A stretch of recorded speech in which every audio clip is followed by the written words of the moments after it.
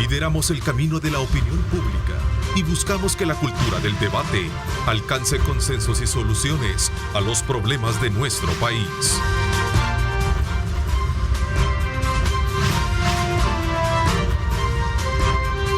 Diálogo con Ernesto López.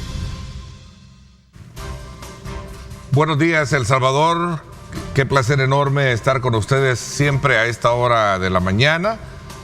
Agradecemos como siempre esa fiel sintonía y esa permanente y continua atención que nos da y nos presta de tempranas horas de la mañana para informarse con nuestros noticieros y por supuesto también continuar con la programación que tenemos durante el día.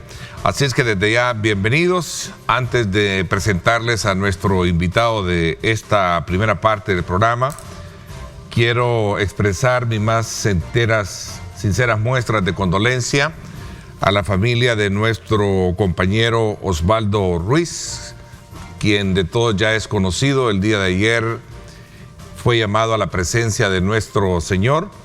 Osvaldo, a lo largo de mi trayectoria de 33 años, 23 de estar acá en esta empresa, lo vi llegar precisamente con ese sueño y ese espíritu de desarrollar una carrera periodística de la cual fuimos y hemos sido testigos.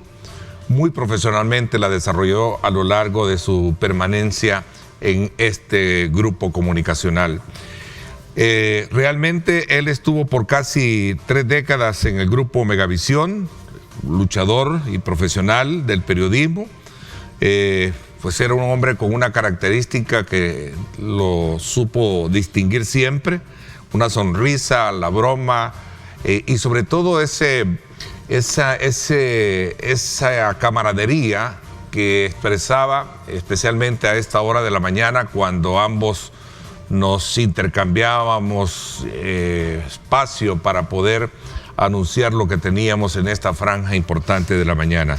Realmente un periodista, un instructor de comunicaciones, actor e incluso en su momento pues estuvo también al frente de este programa bajo la ausencia de algunos periodos vacacionales, los cuales fueron desarrollados definitivamente de forma muy profesional. Así es que realmente quiero aprovechar estos minutos para resaltar esa figura de alguien que estuvo con nosotros y va a seguir estando en la memoria, porque sabemos que deja un importante legado y un espacio que sin duda alguna será bastante difícil llenarlo por el profesionalismo que demostró a lo largo de todo este tiempo. Osvaldo Ruiz, descansa en paz, amigo. Le doy paso esta mañana, después de estas palabras, a saludar a nuestro invitado de hoy. Quiero darle la más cordial bienvenida al doctor Rubén Zamora, experto en diplomacia, ex embajador de El Salvador en Washington. Gracias por acompañarnos, doctor. Qué gusto tenerlo acá en el programa. Bueno, ¿qué tal, don Ernesto? Muy buenos días a ustedes y buenos días a todas las personas que nos están viendo y escuchando. Estoy a sus órdenes con lo poco que yo pueda colaborar para que usted podamos pensar una patria verdaderamente democrática. Sin duda alguna, el objetivo de tenerlo acá con nosotros, doctor, es porque sé y sabemos muchos que usted tiene un bagaje, probo en conocer el ADN de la política y de los problemas que sin duda alguna el país ha venido teniendo en el pasado. Muchos de ellos se han confrontado hoy en día y esto ha traído consigo desde luego reacciones por un lado adversas y por otro lado positivas también, porque eso es lo que tenemos hoy en día. ¿Cómo lo ve desde esa perspectiva como radiografía de país? Bueno, mire, yo creo que estamos en un proceso que históricamente es de transición, creo yo, ¿verdad? Está cambiando el mundo globalmente, ¿verdad? El neoliberalismo de la economía ya está saliendo de esto, pero no hay una nueva forma de ordenar o tratar de ordenar la economía mundial. Eso es importante de tomarlo en cuenta. Tenemos una nueva lucha por la hegemonía mundial, ¿verdad? Ahora pues pasamos ya algunos años después de la caída de la Unión Soviética, en que solo quedó Estados Unidos haciendo la hegemonía mundial.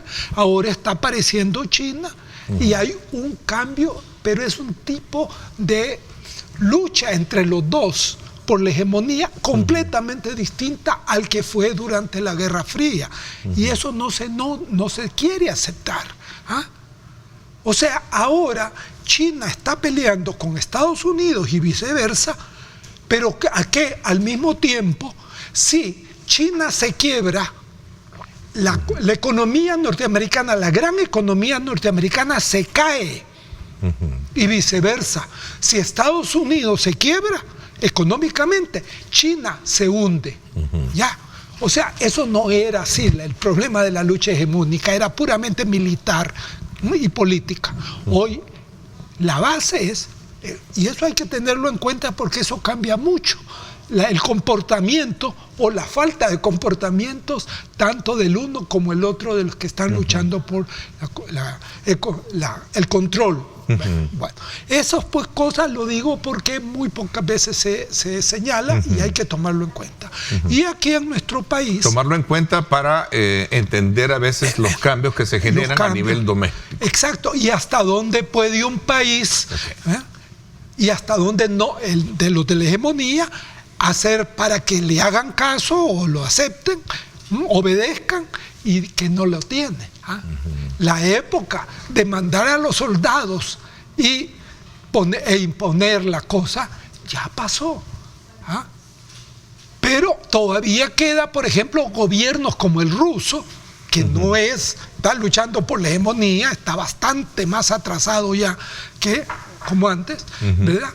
Todavía quiera hacerse sentir con esas invasiones de otros países como la que está haciendo pues ahí en los vecinos de él. Esas cosas pues hacen distinto. Estados Unidos antes se metía con sus soldados y los mandaba y quitaba a los gobiernos y los mandaba.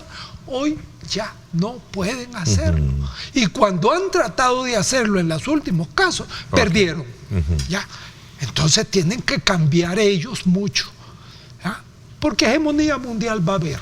Eso no hay duda. ¿Verdad? Es algo que no se puede negar. Pero, ¿de qué clase? Ok. Entremos un poquito entonces para comprender bien lo que está pasando en el país, sobre todo cuando se trata de ver que han habido cambios sustanciales. Tenemos un ataque frontal contra la delincuencia que históricamente en las últimas 3 o 4 décadas ha sido un factor de mucha afectación en la población. Lo dicen las encuestas, no me lo estoy inventando. Como uno de los principales preocupaciones y factores de afectación en la población. Un régimen de excepción. Y eso también. Es real. Y eso es un problema que tenemos que resolver, porque un país no puede vivir con miles de ciudadanos cometiendo delitos, que es lo que cometen los de las pandillas, de estas grupos terroristas, pandillas. Bueno, que hoy le llaman grupos terroristas, ¿verdad? Ni las Naciones Unidas se ha podido poner de acuerdo en qué es los terrorismos. Y aquí le ponemos terrorismo a cualquier cosa con este gobierno. Vino por el tema de fue una ley que se creó en la administración, creo, no sé si del presidente Saca o del presidente Mauricio Funes. No, fue de Saca todavía. De Saca, que ya se les calificó de terroristas. De terroristas, ¿verdad? Porque sembraban el terror. Porque siembran el terror. Pues sí, si el terror lo siembran hasta lo ¿cómo se llama? Pero ya no podemos seguir con esto. No, esto hay que pararlo. Tenemos un régimen de excepción. Tenemos ya, mire, ¿cuántos años tuvimos la guerra para parar la dictadura militar que habíamos tenido en los 40 o 50 años anteriores? 12 años de guerra. Y ahora, ¿cuánto llevamos con las maras? Ya llevamos más de 30 años. Si es que esto viene, incluso a cuando vinieron los acuerdos de paz, y allí empezaron a verse ya más claramente como un problema nacional, el problema de las maras. Y tenemos más de 30 años de tenerlo. Y todos los gobiernos que han habido han dicho, lo voy a resolver. Y las maras creciendo. Primero decían que eran 10.000, después 20.000, después la policía decía que eran 30.000. Lo último que dijo la policía es que consideraba que eran 60.000 gentes. Y ahora este gobierno va y viene y dice que le declare la guerra total, ¿verdad? Y va a la asamblea en su discurso del año, ¿verdad? Ante la asamblea, y dice: ya estoy terminando con estos señores. ¿Y cuántos presos tiene que dice que son terroristas, o sea, mareros? Ellos ahora han dicho que 56.000. Sí, andan son alrededor más. de 50. Reconocen 56.000. ¿Cuántos mareros dice la policía que son? Mareros y los que los ayudan, ¿verdad? O sea, el sistema de los mareros. La policía dice que son 60.000. Por lo tanto, ya no deberían de haber mareros.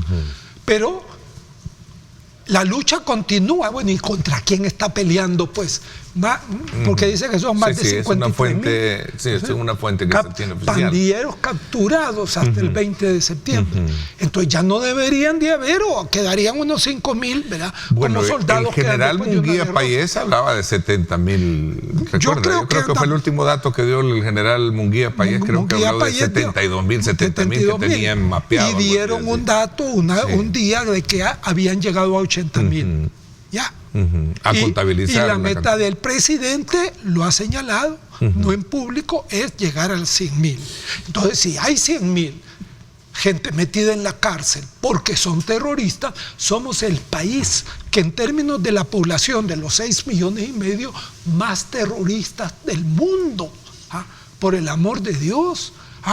Hemos ganado entonces. Eso era lo que tenía. Si es desde ese punto de vista numérico, eso era lo que teníamos en el país, ¿no? ¿Cuándo? Esa cantidad digamos, de delincuentes o más pueden haber. No, estamos hablando de presos. Okay, por ser de las maras. Ya, ojo. En ese sentido, simplemente el que sabe sumar y restar puede decir, bueno, pero si entonces ya tenemos 60.000, 70.000 en la cárcel, ¿por qué sigue la mara? Porque la mara sigue la extorsión en este país. Aquí sigue la extorsión, ya no en el nivel que tenía antes, eso es cierto. Que hay comunidades en que la mara se ha replegado. Lo que ha hecho la mara es replegarse. ¿A dónde? En gran medida a Guatemala. ¿Y qué es lo que están haciendo en Guatemala? Y ya el gobierno guatemalteco está muy molesto por esto. Se metieron a la frontera, y a la gente de frontera, que nuestra frontera con Guatemala es una frontera con mucha gente, le están quitando las casas y mandándolas afuera, como hacen aquí adentro del país con las comunidades, las maras.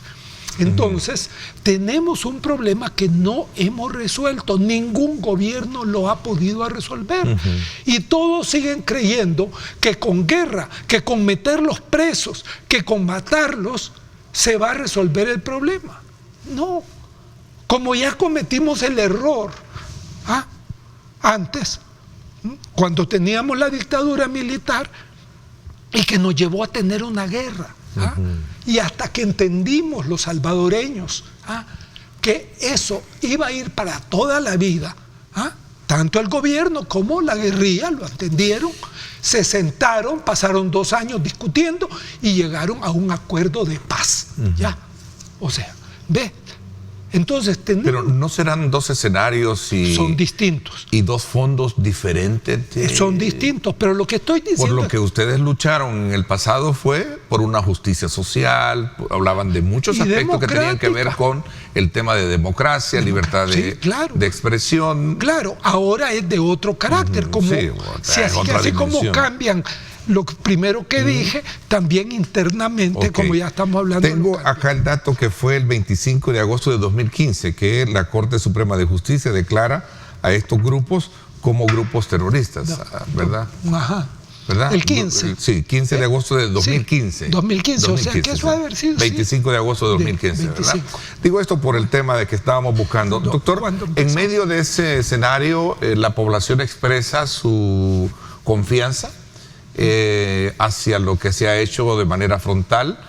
El día de ayer, por cierto, la versión oficial habla de 0 homicidios también en el país, ¿verdad? Después de venir de tener homicidios casi de 15, 16, 14. Yo que leo los periódicos y veo un poco la televisión, que están anunciando 4, 5, 7 cada día. Se han reducido. ¿Ah? Y el gobierno, no he visto que haya dicho mentira, no han habido. Siguen habiendo homicidios, perdónenme, y graves. Y sobre todo más orientados en contra del feminicidio, o sea, matar a las mujeres. Ojo. Entonces, eso primero hay que verlo con esa manera, que no es cierto, creo yo, sino que el gobierno está tratando de decirlo. Bueno, fue a decir a la Asamblea General de Naciones Unidas que este es el país más pacífico del mundo. Y tiene esas cantidades de presos y tiene ya 6 meses de poner, ¿verdad?, el estado especial de coartar las libertades ciudadanas, ¿verdad? Lleva ya 6 meses y dice que va a seguir continuando. Si es que estamos como en tiempo de la guerra. Durante la guerra pasamos años bajo el estado de sitio, como le llamamos la gente, pues que no como dice la Constitución, el nombre, eso no importa. El día miércoles 0 homicidios, producto de la violencia de la que estábamos acostumbrados. Sí, no, aquí hay días que puede haber un día, sí, eso sí, pero ponga la semana, ponga el mes y va a ver que hay un número de homicidios que no deberían de La tarea no es demasiado grande para querer resolverla de la noche a la mañana. Es un tema que bien usted lo ubica, 3 décadas, 3,5 décadas. Un problema con raíces sociales, ¿no? Por eso, pero eso es lo que no se ve, Cuando empezamos a ver las raíces sociales y las raíces dictatoriales que tenía lo que nos había llevado a la guerra, y por eso salieron los acuerdos de paz, que se quedaron cortos, es cierto, en el problema social y económico, ¿verdad? Pero que fueron determinantes, han sido determinantes para acabar con el militarismo. Ok, tengo acá la versión de un tuit de la Policía Nacional Civil, de la parte oficial. Finalizamos este miércoles 28 de septiembre con 0 homicidios en el país. Ahí está la tabla. Dentro de 6 meses los salvadoreños tendrán el poder de decidir si quieren regresar al pasado, continuar el camino o probar otro camino. También 0 homicidio, tuitea la cuenta oficial del presidente Nayib Bukele. Esos son los números que se tienen hoy en día, ¿no? 0 homicidios el día de ayer, como lo dice la Policía Nacional Civil. ¿Pero de cuántos días? Pero perdóneme, yo leo el periódico, usted lo lee y mucha gente lo lee y está anunciando homicidios, pues todas las semanas, vaya, digámoslo así. Que haya un día que sí, que no hay, perfecto. Ojalá fueran todos los días así, pero hay otro día de 3, de 5, de 2, ¿me entiende? Entonces, el problema es que el gobierno, perdóneme que lo diga, trata de esconderse, tiene un discurso que, claro, como tiene un control muy alto de todas las redes sociales, y este es la principal instrumento de comunicación actual, ¿verdad? Porque abarca más directamente a la gente que los antes. Ok, voy a hacer una corrección. Dentro de 16 meses son las elecciones. No, el otro complemento del cual hacía el tuit. Claro, no, si ya empezó la campaña electoral del presidente. ¿Se puede reconocer de que es un clima diferente el que se está viviendo pese a lo que teníamos en el pasado, doctor? Mire, yo creo que comparado con los 30 años anteriores, que no son un paraíso de ninguna manera, sí hay algunas diferencias. O sea, ha bajado, yo digo sustancialmente, el respeto por la ley, empezando por la ley básica del país, que es la Constitución. Yo no he visto gobierno, incluso meto a los militares, con tanta violación de la Constitución como este gobierno está haciendo hasta ahora. Y la última es la más grave, ¿verdad? Contra 6 artículos expresos de la Constitución que dicen no haga esto. El señor presidente ha anunciado a toda la nación que él va a hacerlo. Es un gran debate el que ha despertado y ha logrado dividir el planteamiento que sostienen incluso abogados, ¿sí?, y la clase política. No, pero no solo los abogados y la clase política. Si una de las cosas que yo le denuncio al gobierno, precisamente es esa. O sea, este gobierno ha profundizado todavía más las divisiones del país.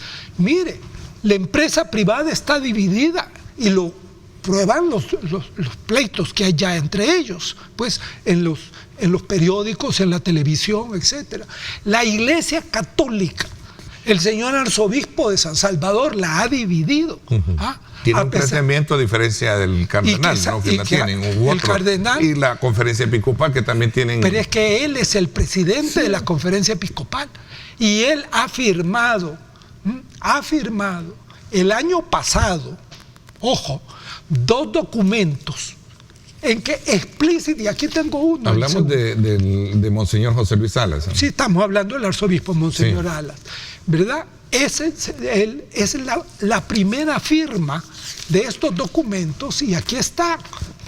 Mire, él como presidente de CEDES es la conferencia episcopal, ¿verdad? Firma en que expresamente le dicen al presidente que respete la Constitución, que prohíbe que el presidente que está mandando continúe inmediatamente. Se lo dicen aquí clarito en el numeral 2 que lo tiene aquí. Esto fue en septiembre del año pasado, pero en mayo habían dado otro similar, ¿no?, diciendo en general que dice: hacemos una fuerte demanda al presidente, al gobierno, ahí fue para todo el gobierno, ¿verdad?, de que por favor haga lo que la Constitución le dice, la ley le dice. Entonces, cuando tenemos estos problemas y al día siguiente aparecen dos obispos de El Salvador, de otros territorios, dijéramos, obispales, diciendo: no, señor, eso no es la posición de la conferencia episcopal. Desgraciadamente, nuestro arzobispo, porque yo soy, pues, pertenezco a la de aquí, ¿verdad?, la arquidiócesis, ¿verdad? ¿Usted es católico, yo soy apostólico y romano? Y romano, y ahí me preguntaron que por qué romano. ¿Sí? Y se dice romano porque eso se lo inventaron cuando salió Lutero y separó a la iglesia. Y entonces, claro, él habló de la iglesia de Roma. La iglesia de Roma. Eso ya no tiene, de decirse romano ya no tiene sentido. Pues, ya es ¿No le gustó a usted la declaración de Monseñor? ¿Cuál de las dos? Porque ha hecho 2. La última. La última es peor. Bueno, digo la última porque en términos de que la que antecede a la última, sí, ¿verdad?, es la que generó la controversia, y hablo de controversia, no hablo de que él dijo lo que dijo es cierto, porque después lo aclaró o quiso aclarar bien el punto por el cual. ¿Le gustó a usted o cómo lo interpreta? ¿Cómo lo interpreta usted? Mire, yo lo interpreto por lo que él dijo, y romano. No como católico, sino como gente que lee y entiende un poquito las lecturas y las estudia. Primera dice, ¿verdad? Primera dice que él no dice sí o no, ¿verdad? Pero que, ¿verdad?, hay que atenerse a lo que dice la Corte Suprema de Justicia. Ese es el argumento. Entonces yo digo que el presidente puede, porque ahí dice que sí, que puede hacerlo, ¿verdad? Porque la Corte Suprema de Justicia lo dice. Le empieza a caer todo. Le salen todos, porque sí le cayó en las redes. Miren, es impresionante ver los cientos de twitters y cosas de estas que le sacaron, pero al nomás oírlo. Bueno, viene a los 2 días, ¿verdad? Yo creo que, acuérdese, el señor cardenal está en Roma, no está aquí, porque está en un trabajo ahí, porque es cardenal, ¿verdad?, haciendo, ¿verdad? Entonces yo dije: ay, Dios mío, esto ya, los discaterios del Vaticano, discaterios le llaman ellos, y eso se llama los ministros, ya tienen toda la información y opinión, porque conozco pues lo que piensa y lo que él dice públicamente también, ya, de que esto es un error grave. Si algo la Iglesia Católica rechaza, es su división interna. porque ha sufrido mucho a través de las divisiones, desde que es iglesia. Entonces, en este sentido, el segundo, él dice, no, yo no he dicho si sí o si no es bueno, pero lo que yo digo, y lo responde, es que es la Corte Suprema de Justicia la que tiene que decirlo. Y este señor se hace el inocente que no sabe que la Corte Suprema de Justicia está en manos del presidente de la República, empezando por la Sala de lo Constitucional, que no es toda la Corte, pero es la Sala de lo Constitucional, según la Constitución, la que tiene que decidir qué es constitucional y qué no es. ¿Ya? Y allí los 5 que habían antes los echaron ilegalmente y pusieron a otros 5, es decir, usurpadores, en la Sala de lo Constitucional.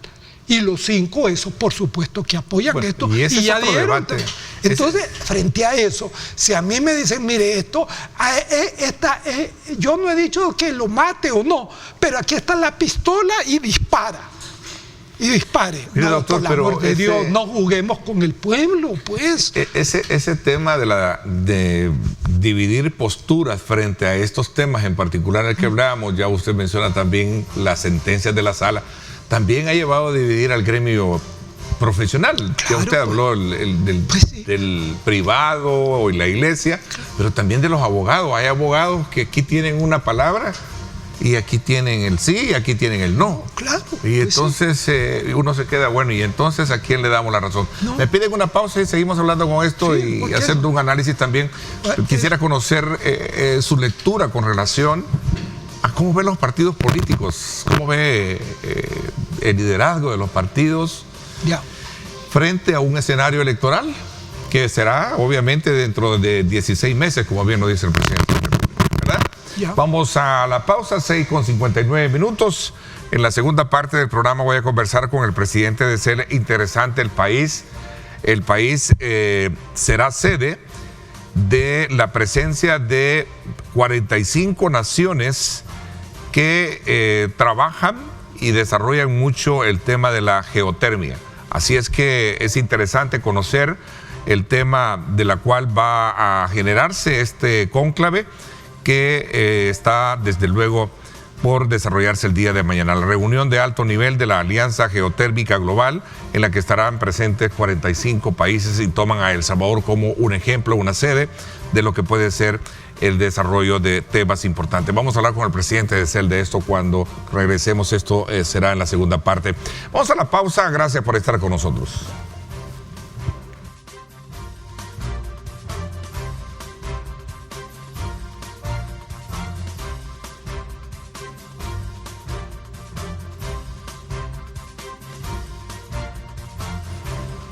Voy a aprovechar precisamente ante la pregunta que nos están haciendo con relación a esta información. Los restos de nuestro compañero Osvaldo Ruiz están siendo velados en Funerales Las Flores, Funeraria Las Flores.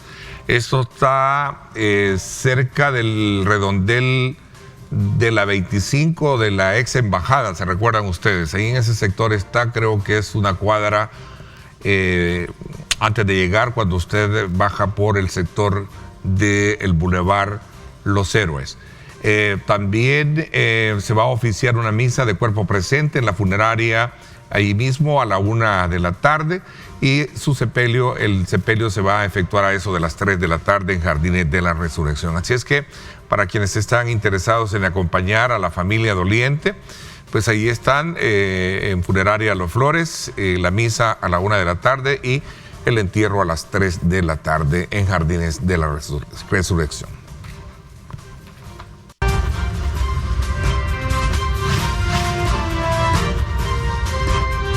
Diálogo con Ernesto López.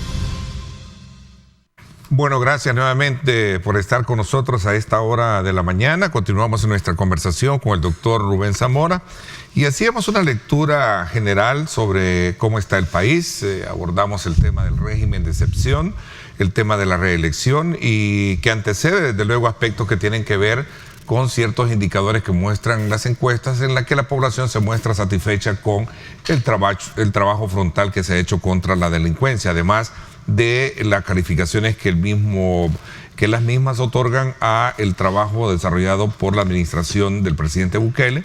La última es dada a conocer por el Centro de Estudios Ciudadanos de la Universidad Francisco Gavidia, que pondera la gestión del presidente en este momento de 8.08, entre otros aspectos que también avalan el tema de la reelección y, por supuesto, la buena ponderación en cuanto a la implementación y prórroga del régimen de excepción. Hablábamos un poco de la división a la que concurre precisamente este tema. Hablábamos de la Iglesia Católica, sectores gremiales, pero también el sector profesional, la academia, ¿no?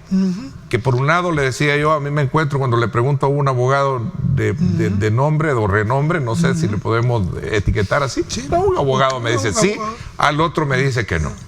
Bueno, también lleva eso.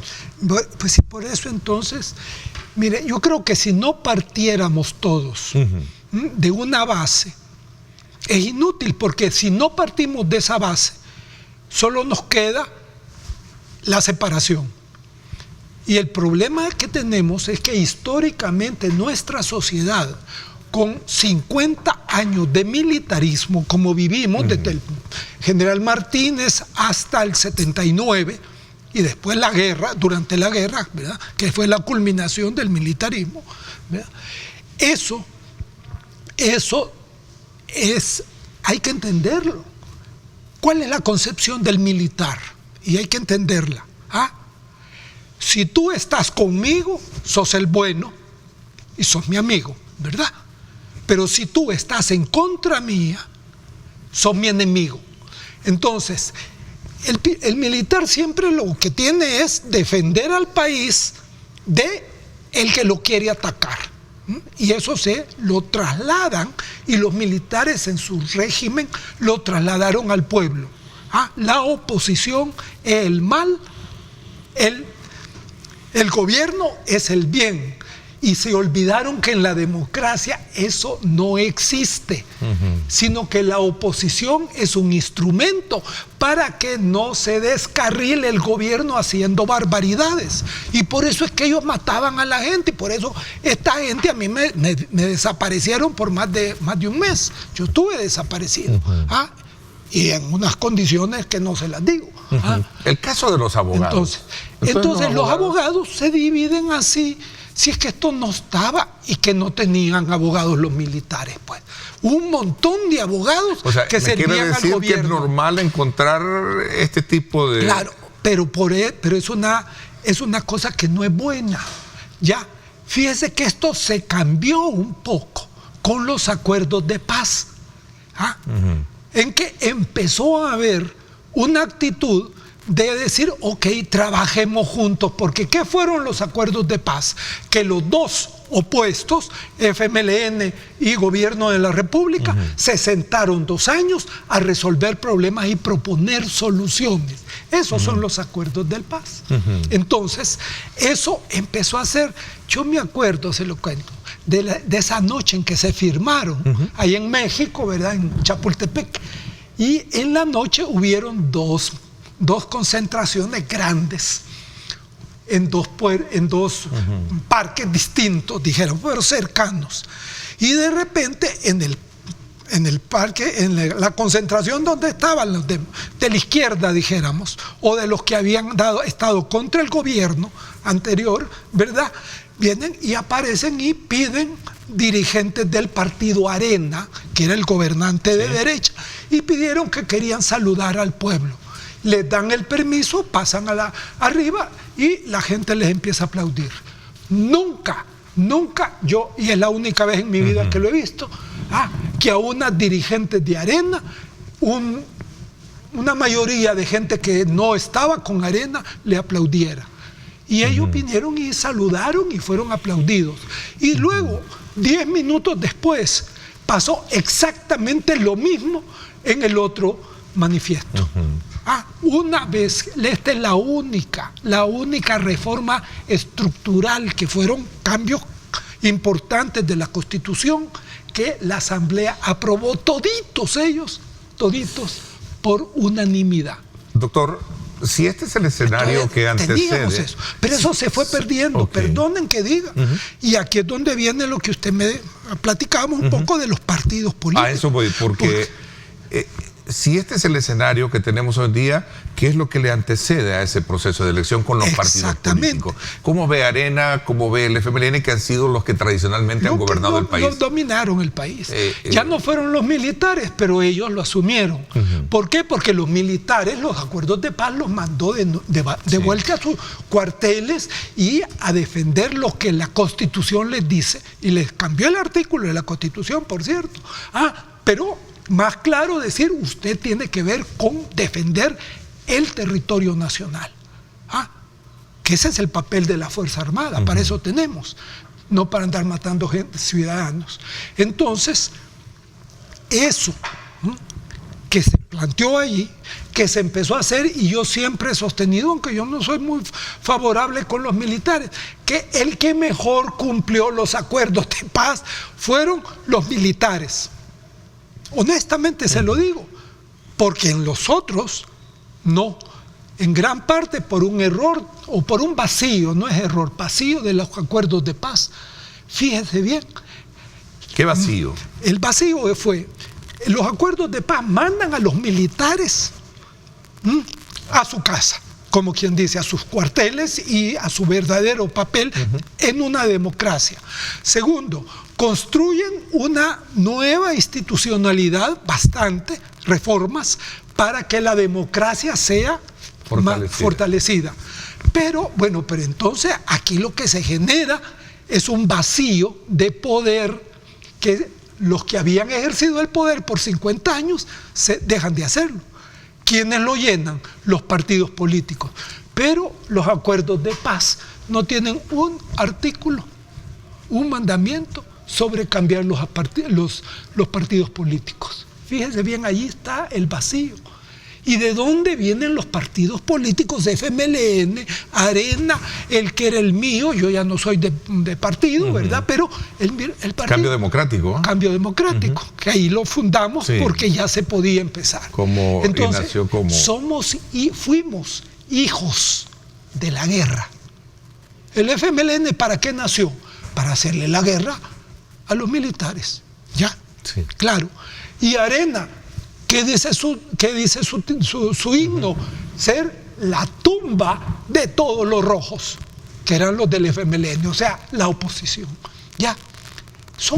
Nacimos con eso. O sea, los partidos, y mi partido, ¿qué tiene como su primer planteamiento en lo que había que entonces plantear? ¿Será su condena de existencia esos dos elementos para estos dos partidos? Entonces, yo sí creo, porque no cambiaron. Entonces, claro, el cambio importante que la ciudadanía apoyó enormemente, que fue los acuerdos de paz, ¿ya? Y no son lo que dice el presidente Bukele, que fue un fraude, pero en fin, eso es su historia, ¿verdad? Eso fue perdiendo paso y cayendo los partidos en su viejo planteamiento de que era aquí en la cabeza, en su actuación, que este es el enemigo y yo soy el bien. ¿Ves?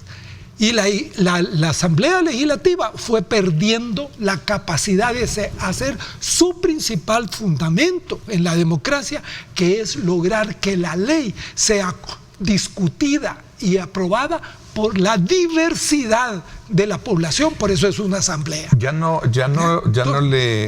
tema de la actualización de estos partidos, entonces tampoco puede darles a ellos un poquito de vida si ese es el discurso de que Arena nació para sepultar a los rojos y el frente para poder luchar contra los militares, ¿no?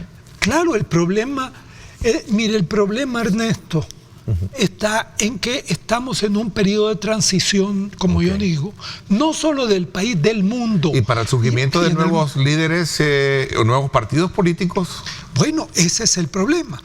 Pero lo ve usted desde su cálculo y experiencia política. Pues mire, hay unos intentos en unos partidos que han salido últimamente que de alguna manera plantean algunas otras cosas nuevas. Pero el problema es que el peso de los dos que dominaron este periodo, y no lo dominaban totalmente. Aquí hubo bipartidismo, pero con bastón, porque nunca lograron mayoría absoluta en la Asamblea. Por lo tanto, necesitaban de otro partido en la Asamblea para poder aprobar las leyes. Eso está pasando en todo el mundo. Pero ¿qué hacen, por ejemplo, en Alemania o en Francia? Se juntan cuando ven que ninguno tiene la mayoría, el segundo, el tercero y el cuarto se juntan. Bueno, ¿qué hacemos? Se ponen de acuerdo en qué va a hacer la Asamblea durante todo el periodo, qué leyes va a aprobar, qué tipo de presupuesto va a aprobar por consenso o por mayoría, porque las asambleas suelen ser mayorías, ¿verdad? No consensos, muy pocas veces. Entonces, y hasta entonces es que generan el primer ministro. Entonces es a través de un acuerdo político de qué es lo que se puede hacer con esa composición de la Asamblea. Aquí no. ¿Cómo resolvieron el problema? Primero el PCN, ¿verdad? Antiguo, cuando ya no tuvo la mayoría absoluta, solo la tuvo 2 veces, ¿verdad? Y luego Arena, y luego el FMLN. El sistema fue comprar diputados. Y había siempre un partido que se lo ofrecía y lo aceptaba. Y por dinero y por reparto de pedazos del Estado, ellos apoyaban lo que decía el presidente de la República. Ese es el problema. ¿Una elección reñida visualiza usted, o las cartas están echadas a partir de la preferencia y la calificación que le otorga la población al presidente? Mire, es interesante. Según las encuestas. Es interesante ver que ahora anda por 8, ¿verdad? Andaba por 9. Antes. No, son variables, pero... Es variable, por eso le digo. Su lectura de lo que puede venirse mire, en términos eleccionarios. En estos regímenes como el actual del señor Bukele, ¿verdad?, que son populistas, y eso no solo aquí, sino hasta en Estados Unidos ha tenido 4 años de populismo, ¿verdad? Y a los 4 años se lo sacudieron, ¿verdad? Perdieron Trump, ¿verdad? Y en Europa están dándose esos casos, y en América Latina, en Sudamérica, se están dando también. Unos más hacia la izquierda, otros completamente a la derecha. Eso es la situación que tenemos en el mundo ahora, ¿ya? Por eso es que hay una crisis de la democracia en el mundo, porque el populismo no es democrático, ¿ya? Y entonces, ¿cómo es el populista? El populista suele entrar con un alto nivel de apoyo popular. El caso del presidente de Bukele es ese. Y empiezan a tener, incluso suben más su apoyo cuando porque empiezan con un lenguaje pues muy popular, y por eso se llama populismo. Y después empiezan a caer, primero muy lentamente, pero luego para abajo. Eso pasa porque pasa. La política es un círculo. Claro, pero ¿por qué? Arena estuvo 20 años en el poder. Sí, estuvo 4 periodos, ¿no? Pues 20 años, sí, 4, y el otro estuvo 2, ¿verdad? Y el otro tuvo 2. Pero el populista lo que trata es de quedarse. Es Nicaragua, por ejemplo. Es Venezuela. Los casos que tenemos más claros de populismo. Y en Bolivia, en Brasil lo vamos a ver dentro de una semana. Ya si regresa Lula, ¿no? Ahí pero eso es típico del populismo. Pero lo que le quería decir es que llega un momento en que el ir perdiendo no es lento y empieza a hacerse rápido, y ahí es donde la represión contra todo el pueblo empieza a crecer. ¿Partidos políticos entonces las elecciones los ve que van a haber? Los partidos políticos que han dominado, dijéramos, todo el periodo después de los acuerdos de paz, están en una crisis de credibilidad. Me llama la atención lo que usted resume en su momento, de que no ve que se levante Arena, mucho menos el FMLN. Bueno, hasta este momento, si esos dos partidos no hacen una reforma a fondo y se dan cuenta de que tener una dirección de partidos que tiene más de 30 años de mantenerse el mismo grupo, eso es dañino para la democracia y para el partido. Y ese es el caso del FMLN. Ojo, para ponerle uno y decirle que, como veo yo las cosas, pues, claro, tienen que cambiar. A mi pregunta eso fue. Bueno, de hecho, ya al interior de esos dos partidos ya hay un proceso de una presión de cambio que hay que ver en qué va a parar. Puede parar en que desaparecen porque se rompen, se quiebran los partidos, pero puede aparecer en una que venga una nueva generación con nuevos planteamientos y diferentes, que no son dueños del poder, son funcionarios públicos, los partidos son públicos, sí. Que solo pueden hacer lo que les da la ley. Eso, que es la base. Eso todo lo bueno se necesita. Y los nuevos, lo que pasa es que a los nuevos no los dejan crecer. Ok, todo lo bueno tiene su fin. Le agradezco mucho que nos haya dado sus aportes para conocer desde su perspectiva cómo está el país, cómo están los partidos políticos y que eso es lo que se puede esperar a partir del comportamiento mismo que ha generado esto. Sí. Doctor, gracias. Lo espero más adelante poder siempre contar con su tiempo para acompañarnos en esta lectura. Muchas gracias, don Ernesto. Gracias. Y antes de irme, algo que quiero leerles para toda la gente, por favor. El artículo 83 tiene 3 líneas nada más. El Salvador es un Estado soberano. La soberanía reside en el pueblo que la ejerce en la forma prescrita y dentro de los límites de esta Constitución. Hay 6 artículos de la Constitución que dicen no se permite que el presidente se pueda reelegir. Esta es parte de del debate que hay hoy en día. Seguimos nosotros, desde luego, analizando los diferentes ángulos que se están generando alrededor de este tema.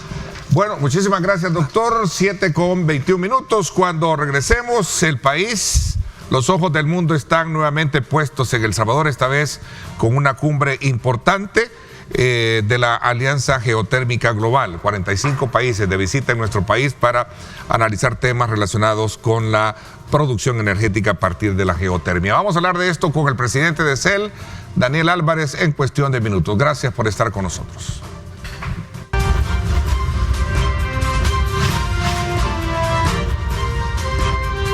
Diálogo con Ernesto López.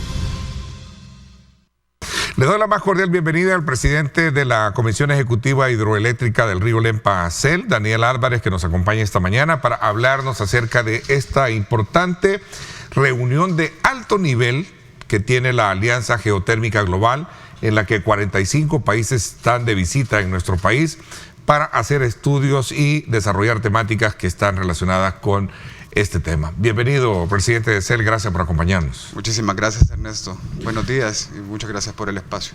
Cuéntenos un poquito en qué consiste, en primer lugar, la Alianza Geotérmica Global y en qué consiste esta reunión, cuáles son los objetivos que se persiguen. Bueno, la Alianza Geotérmica Global, lo dice sus siglas, son todos los países que tenemos energía geotérmica y obviamente El Salvador es un referente y todavía más nuestros planes de expansión y todo lo que estamos haciendo pues nos pone en el foco por el las buenas políticas instauradas con el presidente Bukele. Nos pone en el ojo del mundo para las buenas prácticas que se están llevando desde la CEL y la Geo para la explotación del recurso geotérmico. ¿Qué beneficios trae? Pues bueno, número uno, compartir toda la experiencia, todo lo que nosotros hacemos y lo que hacen todos los países que tienen geotermia en el mundo. Esta reunión es obviamente la Organización de Energías Renovables, IRENA, por sus siglas en inglés, son los que nos acompañan en esto. El Salvador somos miembros, fuimos presidentes de la asamblea de este año. Se tuvo la presidencia del IRENA, exactamente, y obviamente por todo ese buen trabajo que se está haciendo desde el gobierno por medio de la CEL con instrucciones del presidente Bukele, viene esta reunión ministerial de todos los países que tenemos geotermia.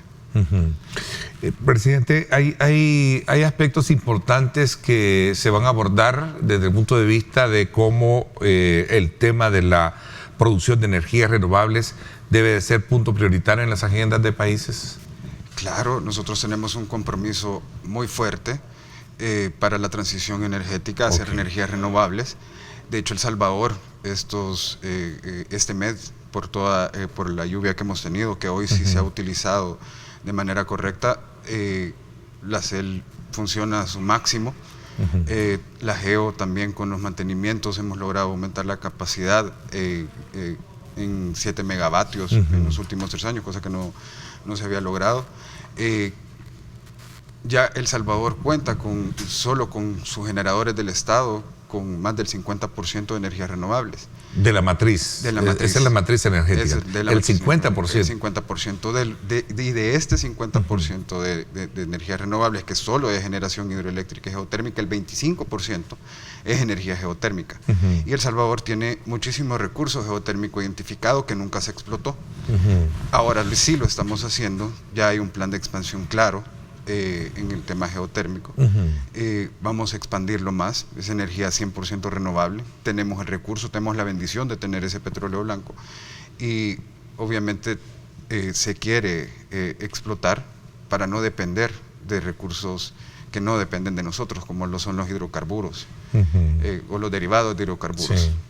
Nosotros no tenemos petróleo, pero sí tenemos geotérmico. Pero si andamos en esa matriz, andamos por el 40% de dependencia del hidrocarburo, ¿no? O más o menos. De hecho, dependiendo, si estamos en época lluviosa, incrementa esto. Incrementa la matriz energética con energías renovables. En época, bueno, ahorita tuvimos hace un par de días un récord histórico en generación con hidroeléctrica y llegamos casi al 90% de energías renovables, solo energías renovables, desplazando a todos los térmicos. Llámese por el bien de un buen invierno que podemos tener para producir más energía, que es la más fuerte. Sí, no solo buen invierno. Y por ese oro blanco que usted dice, me gusta el término, ¿no? Está el oro negro, que es el petróleo, que obviamente es la parte discutible de cuánto nos va a durar esto, pero nosotros tenemos esa bendición, no tenemos oro negro, pero sí tenemos oro blanco. Exactamente. Que es la geotermia, ¿no? Exactamente. De hecho, no solo depende de un buen invierno o un mal invierno, porque antes vertían el agua y no tenían funcionando todas las unidades de la CEL, y esto hacía que se desperdiciara el agua. Hoy ya no se desperdicia, los mantenimientos se hicieron cuando se tenían que hacer, y la generación ha sido muy buena. Llegamos a un punto que primera vez en la historia de la CEL que 100% de las unidades estaban generando energía con el caudal que se estaba percibiendo del río Lempa. Eso nunca había pasado, porque siempre había una unidad dañada o estaba en mantenimiento, hacían los mantenimientos en invierno, creo que es un poco tonto, pero hoy ya no es así. Entonces todas las unidades están funcionando gracias al equipo de producción, y la energía geotérmica tiene una de las ventajas más grandes que no la tienen las demás, y es su factor de planta. ¿Qué es el factor de planta? Que las plantas geotérmicas funcionan 7/24. No se puede apagar el vapor, no se puede apagar un volcán, no se puede apagar una planta geotérmica. Entonces esa generación es 24 horas. Y dándole el mantenimiento correcto, tenemos energía ese 25% permanentemente. Ok, tenemos ahí, por cierto, el equipo de producción con estas imágenes que destaca la parte de infraestructura bien montada que tenemos desde hace muchos años, y por supuesto también este otro pastel de cómo está compuesta la matriz energética, ¿no? De hecho, sí, eso ha sido hasta el 8 de septiembre, eso fue cómo fue la generación durante ese tiempo. Ahí podemos ver cómo la hidro entró y superó el 60%, y vemos cómo la geo tiene un 21%. ¿Por qué un 21% en ese momento? Porque aprovechamos que tenía la hidro una generación alta y podíamos hacer los mantenimientos correspondientes para que no nos fallara cuando sea época seca. Entonces, de verdad hay un trabajo sumamente muy bien planificado para que nosotros no nos falle nuestra matriz y nuestro oro blanco, ni desperdiciar nuestra agua. Presidente, el ser sede de este país, desde luego trae implícito el hecho de reconocer que somos líderes en la producción y en esa, digamos, revolución que debe de tener el uso de las energías renovables y, por supuesto, la producción energética, ¿no? Claro, el reconocimiento está claro desde que llegó el presidente Bukele, de verdad ha impulsado las medidas para que haya una verdadera transición y no depender de los hidrocarburos. Y este quinquenio nos ha dejado muchísimo conocimiento. Cuando hay crisis, tenemos dos crisis. Tuvimos la crisis de la pandemia, en la cual se generó una crisis energética también y se pudo sostener gracias a las medidas que se impulsan, y quien sostuvo el tema de la pandemia fueron las energías renovables. ¿Por qué? Porque ahí todos los países estaban cerrando, toda esa parte podía complicar, y el país fue capaz de sostener la matriz energética con energías renovables cuando había un problema con los hidrocarburos. Después aparece el tema del problema con las potencias, y crea otra crisis energética. Europa tiene problemas gravísimos por el alto costo del gas natural, por el alto costo de los hidrocarburos, por estos problemas. El Salvador no los tiene, puesto que nosotros tenemos energías renovables y adicionalmente las buenas políticas económicas y energéticas de parte del presidente. Ok, interesante, me piden una pausa. Cuando regresemos, ¿qué temas serán dictados en el marco de estos 2 días? ¿Qué temáticas se van a dar?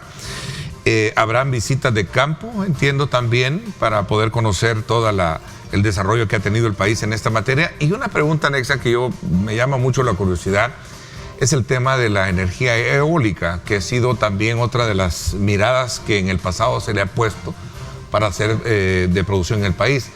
Recuerdo que se hablaba de colocar precisamente estas aspas en ciertos sectores altos donde hay vientos fuertes, y quisiera conocer cómo están estos proyectos. ¿Te parece? Voy a hacer una pausa y regresamos con más.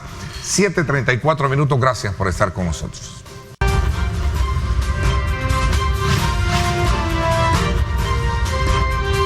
Diálogo con Ernesto López. Bueno, gracias nuevamente por estar con nosotros. Estamos en esta segunda parte del programa haciendo conociendo, mejor dicho, cómo el país será sede de esta cumbre mundial de países geotérmicos. Será el día de mañana, 2 días, ¿verdad? El encuentro. El día de mañana. Hay temáticas que se van a desarrollar. ¿En qué consiste todo este cónclave que reúne a estos países? Son como alrededor de 45 países, ¿no?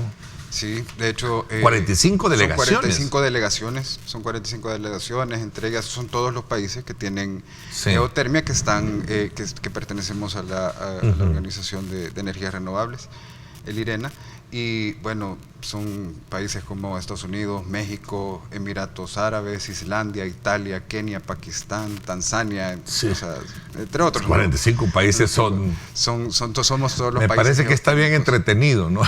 Con el tiempo. Es un evento de gran envergadura, ¿no? Claro, o sea, es el evento de geotermia el que nosotros estamos atendiendo en El Salvador, y tenemos el privilegio de ser los anfitriones de este evento. ¿Qué es lo que se busca o qué es lo que se va a traer con esto? Bueno, número uno es la transformación de la matriz energética en el mundo, que es algo que todos tenemos que hacer. Todos tenemos que estar comprometidos con el cambio climático, con el tema de ir dejando los hidrocarburos de lado. Los hidrocarburos, adicionalmente a que nos causan daño en el medio ambiente, pues no son renovables, no van a hacer más petróleo del suelo. Está el que está y se acaba, ya no tenemos, y ese recurso energético pues tiene un fin. Entonces, uno es eso, la discusión de la transformación de la matriz energética, no en El Salvador, sino que a nivel mundial, con los compromisos que se tienen con el cambio climático sobre todo. Otra cosa que se va a discutir, pues bueno, son cómo podemos aportar todos los países para que haya más energía geotérmica, puesto que es una energía 724. La tecnología existe hace mucho tiempo y se había dejado a un lado por mucho tiempo. Prueba de ello es El Salvador, que desde que se construyeron las plantas de Berlín y son dos, ¿verdad? Berlín y Aguachapán, ¿no? Teniendo 2 campos identificados, ya con recursos identificados, que es Chinameca y San Vicente, no lo habían explotado. ¿Y qué pasó con ellos? ¿Ya están, ya ahorita ¿ya están funcionando o ya están? Ya está el plan de expansión geotérmico avanzando, ya hay un tema para poder desarrollar los... no tenemos plantas todavía, no se está explotando, pero ya se tiene solo para... Ya hay un concurso, ya están participando empresas para poder desarrollar los campos. Ya los primeros, esto va a elevar la cantidad en el pastel de cobertura que se tiene, en energía. ¿En cuánto más o menos? Son 25 megavatios los que se van a desarrollar. En este momento tenemos capacidad de hasta 95 megavatios ya identificados, ya de esos 95, 25 ya estamos en el concurso para poder desarrollar estos campos. En San Vicente y Chinameca. Chinameca son 25 megavatios y en San Vicente son 10 megavatios. Son 35 megavatios la primera fase de estos 95 que ya tenemos identificados.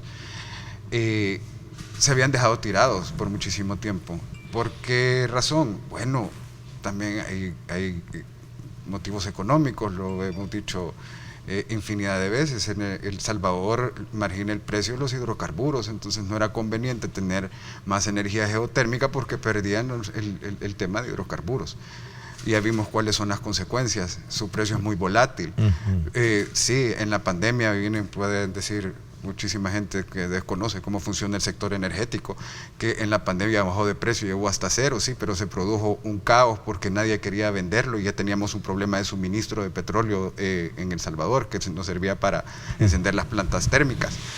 Y después venimos y vimos la otra cara de la moneda, en donde vino y se da el problema con Europa y con Rusia y con Ucrania, en donde el precio del petróleo se incrementa, se dispara. Entonces es una volatilidad muy grande en la cual, como El Salvador no es productor de petróleo, dependemos de los productores de petróleo y esta volatilidad nos hace vulnerables. Entonces ya lo vimos, no tenemos que ver el sentido económico, tenemos que ver el sentido de que El Salvador sea autosuficiente. ¿Y de qué manera El Salvador va a ser autosuficiente? Explotando sus recursos. ¿Y qué recursos tiene? Y adicionalmente que son renovables. Bueno, geotermia es el más grande. En El Salvador tenemos infinidad de volcanes. Los que nos enseñan en el colegio, pues usualmente son los 5 más grandes, pero en realidad tenemos más volcanes. El de Cochagua es un volcán en donde hay recursos geotérmicos. ¿Y qué ha pasado? ¿Que no se ha logrado explorar esa parte de lo que me está hablando hoy en día? Porque lo habían dejado tirado. Porque yo entendía, y un poco recogiendo la historia, que solo se habían identificado potencialmente las zonas de Chinameca y también San Vicente. De hecho... Pero hay más. Hay más. En Conchagua también se ha identificado recursos, que está en la Unión. ¿Quién iba a pensar que en la Unión iba a haber recursos? Lo hay. En El Salvador realmente se tiene que puede haber un potencial geotérmico de 600 megavatios adicionales. Ojo, esto es nada más como se ha identificado que existe ese recurso, pero hay que hacer ciertos estudios para ver qué cantidad de recursos tenemos. O sea, hay un estimado de hasta 600 megavatios. ¿Qué significan 600 megavatios en geotermia? Es prácticamente el 75% de la demanda actual del Salvador, solo en eso, en geotermia.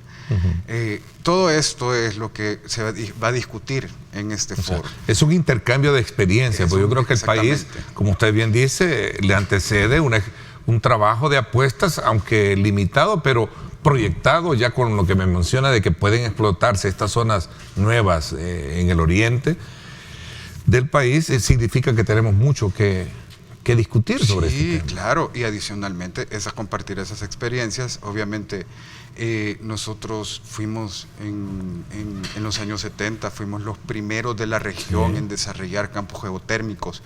O sea, tenemos gente que sabe de geotermia, que estuvo relegada por muchísimo tiempo porque obviamente no le prestaban atención a ese recurso. Hoy sí, nosotros sí le prestamos la atención debida. Y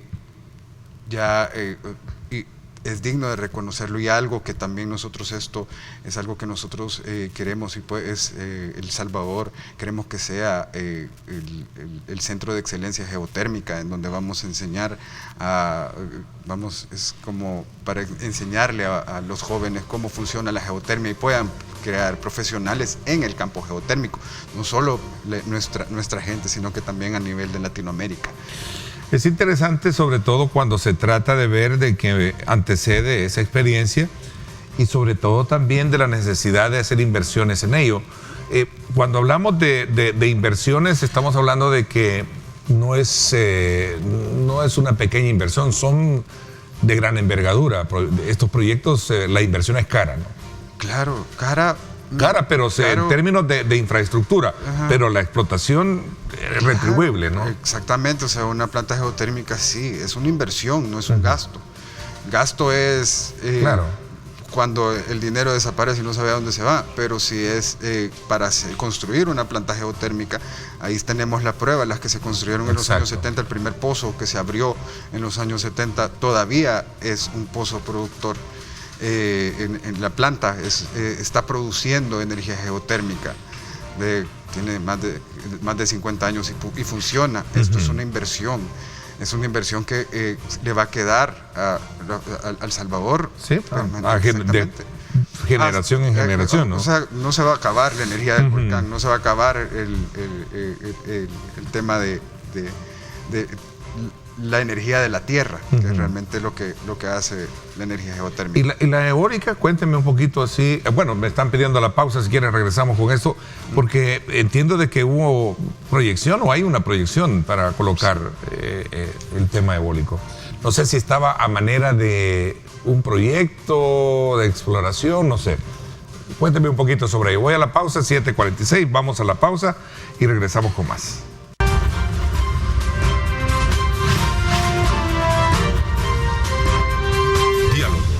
Ernesto López. Gracias nuevamente por estar con nosotros. Hablemos de la producción de energía eólica. Vi en el pasado la llegada al país de ciertas aspas para ser colocadas y las vemos en el sector del occidente del país, pero esa es producción privada. Sí. Perdón, es inversión privada. De hecho, sí, era un proyecto que es de inversión privada, que para variar tenía problemas burocráticos, nunca empezaban, y pues nosotros ya con el liderazgo de este gobierno, ya con el presidente Bukele, rompimos eso de... facilitaron inmediatamente esa inversión. Exactamente, porque necesitamos eso, pero es lo que hablábamos de la dependencia de hidrocarburos. La energía eólica también es parte de la diversificación de la matriz energética. Esta empresa está en Metapán, es privada y lo hicieron más o menos en un lapso de un año, el proyecto. También como Estado nosotros tenemos un proyecto en puerta, ya tenemos las tierras para poder hacerlo, tenemos ya el estudio, tenemos ya todas las herramientas para poder desarrollar un parque eólico. Ahorita la proyección para la primera fase de este parque eólico son alrededor de 33 megavatios. Y ese sí ya va a ser estatal, ya es uno de los proyectos que va a desarrollar la CEL. También en Metapán tenemos corriente de viento en Metapán, tenemos un muy buen viento allá, y también hay que aprovecharlo. Claro. De hecho, El Salvador en tema de energías renovables, de verdad estamos geográficamente somos muy privilegiados. Tenemos el río Lempa, tenemos ya las 4 centrales que ya funcionan, están dentro del mismo Lempa, tenemos energía geotérmica, tenemos recurso eólico. Y en el caso del Chaparral se está llenando, ¿verdad? Ya no se llama Chaparral, era el de los exacto, de hoy tiene otro nombre. Hoy tiene otro nombre. 3 de febrero. Sería la presa 3 de febrero. Es presa 3 de febrero. Y se está llenando y está ocasionando, advirtieron de los problemas del llenado para algunos, entiendo que ha generado o despertado ciertos problemas algunos habitantes. Ese es un diario tendencioso, o sea, de hecho, que dice que no ha avisado, pero vengo diciendo que el inicio del embalsado de la 3 de febrero empezó desde octubre del año pasado. Obviamente ahorita es la parte en donde se va a llenar mucho más rápido porque estamos en época lluviosa, pero nosotros lo venimos anunciando desde octubre del año pasado. Pero bueno, esas son publicaciones tendenciosas. Hoy que ya está hecho, hoy resulta que yo no hice del embalsado, lo vengo diciendo desde hace un año atrás. Pero bueno. La presa 3 de febrero. 3 de febrero. Ex Chaparral. Ex Chaparral. Chaparral era en donde se robaban el dinero. Esta se terminó. Bueno, pero ahorita la buena noticia es que precisamente por esas buenas prácticas, en donde no dejamos tirado un proyecto por 14 años, sino que realmente se culminó, es por esa razón es que el mundo nos está volviendo a ver. La CEL mantiene buenas prácticas, transparencia. Hoy sí, de verdad, olvidémonos de ese concepto que se tenía de la CEL. Ahora ya incluso ya pasamos la auditoría, ya solo estamos esperando que nos envíen la certificación de AENOR España para tener la 37001. ¿Qué significa ISO 37001? La certificación antisoborno. Y eso es un orgullo poderla tener en la CEL, en donde todas las auditorías, todos los procesos se hicieron de tal manera para que nosotros pudiéramos decir que la CEL está libre de sobornos, y si alguien le intenta hacer esa normativa anticorrupción, automáticamente esta persona va denunciada y se hará el proceso correspondiente. Sin duda alguna, el tema de la certificación bajo esa lógica es muy interesante saberlo, sobre todo por los antecedentes que ha tenido en el pasado, ¿no? Claro, porque al final, como era antes, la justicia no era para los que realmente estaban cometiendo el delito. Esa norma, el primer auditado, al primero que ven es a la máxima autoridad, que en este caso es la Junta Directiva y el presidente de la CEL, y después va hacia abajo. Entonces, ¿por qué? No queremos que se cometan los errores, y las prácticas de este gobierno pues deben de ser transparentes.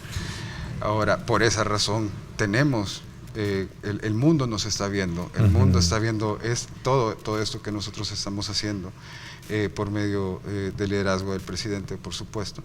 Y hay una fuerte confianza, sobre todo en el sector energético en El Salvador, porque se ha demostrado que con las medidas económicas las instituciones del Estado lograron actuar y pudieron estabilizar el precio de la energía, lo cual va a seguir así. Por instrucciones del presidente, la estabilidad de la tarifa se mantiene.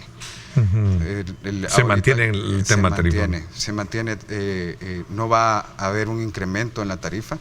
El 15 de octubre toca la revisión. Desde ya, el subsidio se mantiene, ¿no? Es la estabilización de la estabilización de precios. La tarifa se mantiene. De tarifa. Porque el subsidio esa es estabilización. Ok. Interesante. Una acción que me pareció encomiable y quisiera conocer ya para cerrar el ciclo de nuestra conversación esta mañana, presidente de CEL, es las cuadrillas de limpieza en el cerro, en el caso de Potonico y otros lugares donde se genera el embalse del río Lempa, ¿no? En realidad es específicamente Cerrón Grande. Cerrón Grande. Cerrón Grande.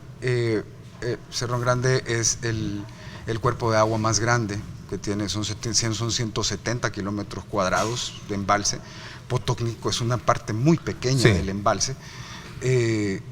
Tenemos ese problema en todos los alrededores. Lo tenemos desde Tejutla hasta Potonico, que es la parte donde ya está ya la presa.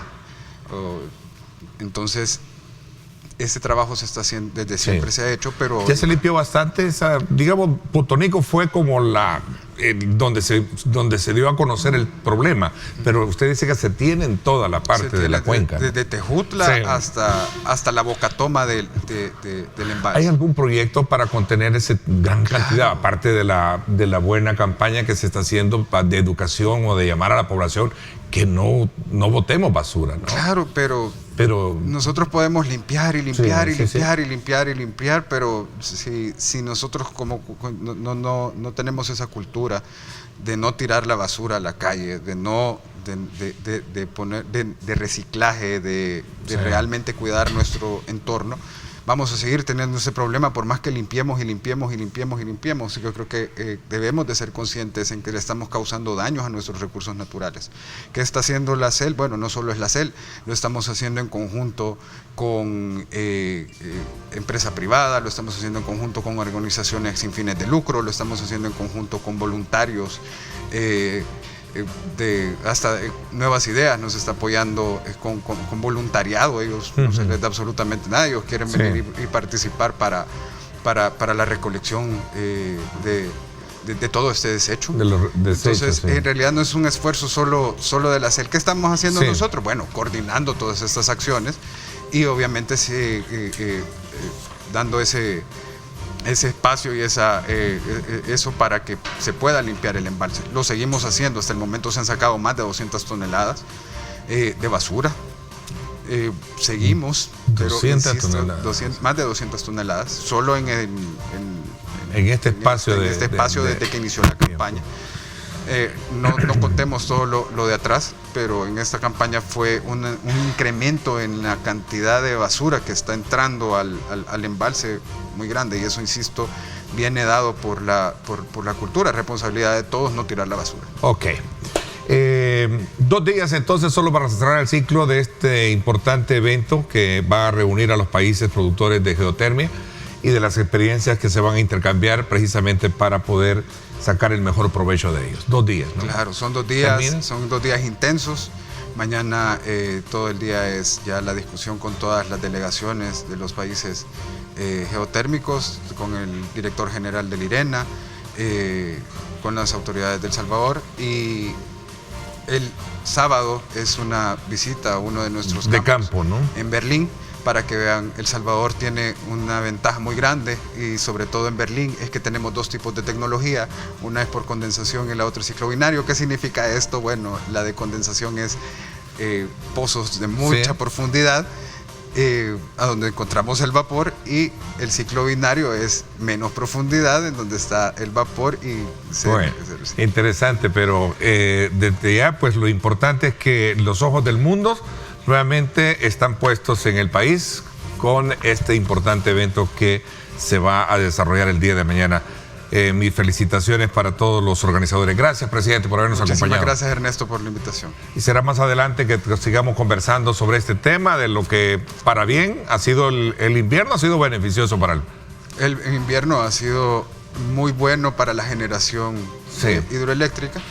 Hemos tenido un invierno que no ha habido en los últimos 5 años, no lo ha habido, ha caído una cantidad extraordinaria. Nos garantiza una buena producción en la época del verano, que obviamente es cuando se necesita. Los embalses ya están llenos. Interesante. Bueno por este lado, pero ya malo cuando afecta a las grandes, la parte de los, digamos, problemas de derrumbes y otros que se generan a raíz de toda la inclemencia que genera el tiempo. Realmente gracias por mi parte. Esto es todo por hoy, 8 de la mañana en punto. Pásenla bien y, como siempre, recuerden lo más importante: amar a Dios sobre todas las cosas. Lideramos el camino de la opinión pública y buscamos que la cultura del debate alcance consensos y soluciones a los problemas de nuestro país.